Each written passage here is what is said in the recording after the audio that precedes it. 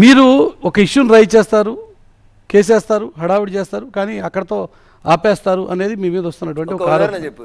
ఇది కేసీఆర్ ప్రిన్సిపల్. అది ఆర్భాటం చేయాలి, ఆరంభించాలి, అంతం చేయాలి. ఈ 3 అక్షరాలు కేసీఆర్కు పర్యాయ పదాలు. మీరు దాన్ని నాకు అప్లికేట్ చేయకుర్రి. నేను ఏడ కేసు వేసినా ఏడ రాజీపడ్డానో ఒకటి చెప్పుర్రి. నేను హరీష్ 100 చదువుతా. ఇప్పుడు ఓఆర్ఆర్కి సంబంధించిన వ్యవహారంలో నాకు 1000 కోట్లకు నోటీస్ ఇచ్చారు, నేను జవాబు ఇచ్చిన. కేసు వేయాల్సింది వాళ్ళు, వేయాలి. రేవంత్ రెడ్డి అధికారంలోకి వచ్చింది, రేవంత్ రెడ్డి కూడా 1000 కోట్లకు నోటీస్ వచ్చింది. తీసుకొచ్చి అరవింద్ కుమార్ని జైలు వేయాలి. ప్రభుత్వం చేయాల్సిన పని చేయాలి, చేస్తలేరు. రంజిత్ రెడ్డి మీద, జితేందర్ రెడ్డి మీద చేసినటువంటి ఆరోపణలకు మీరు కట్టుబడి ఉన్నారా? మరి 100% కట్టుబడి ఉన్నా, 100% కట్టుబడి. మరి అలాంటప్పుడు వాటికి సంబంధించిన ఆధారాలు ప్రొడ్యూస్ చేసి నేను ఎలక్షన్ కొట్లాడాలా, కోర్టుకు పోయి కొట్లాడాలా? ఎండాకాలం సెలవుల తర్వాత ఆ పని చేస్తాం, ఎండాకాలం సెలవుల తర్వాత తప్పకుండా చేస్తాం. ఓఆర్ఆర్ కేసు మేమేం వదిలిపెట్టలే. ముఖ్యమంత్రి గారు వదిలిపెట్టినాం అడుగును మీరు.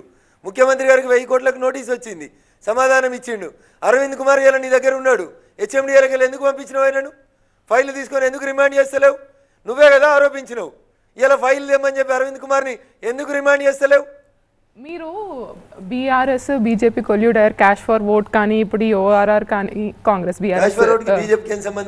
BRS Congress I corrected myself there.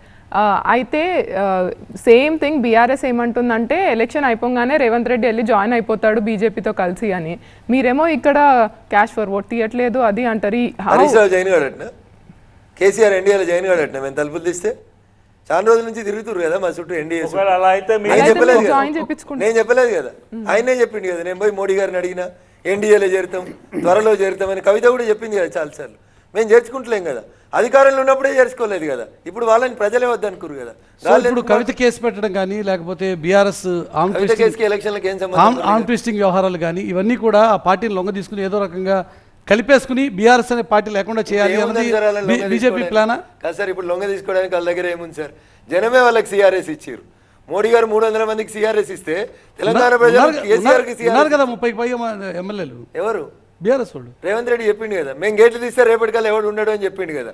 ఆయన గేట్లు తీసిండు. ఎంతమంది మీరు కూడా చేయబోతున్నారా? అందుకోసం రేపు లోక్సభ ఎన్నికల తర్వాత జరగబోయే పరిణామం అదేనా? లోక్సభలో మేమే గెలిచి వస్తున్నాం సార్. తెలంగాణ లోక్సభ ఎన్నికల తర్వాత బీఆర్ఎస్ ని కథం పట్టించడమే బీజేపీకి ఉన్నటువంటి ఫస్ట్ ఎజెండా.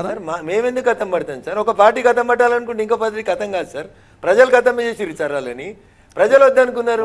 మనుషులుగా చూసే సంస్కారం లేదు. ఈ అహంకారాన్ని తెలంగాణ ప్రజలు వద్దనుకున్నారు, తిరగబడ్డారు. తెలంగాణ సమాజం వాళ్ళకి సిఆర్ఎస్ ఇచ్చింది.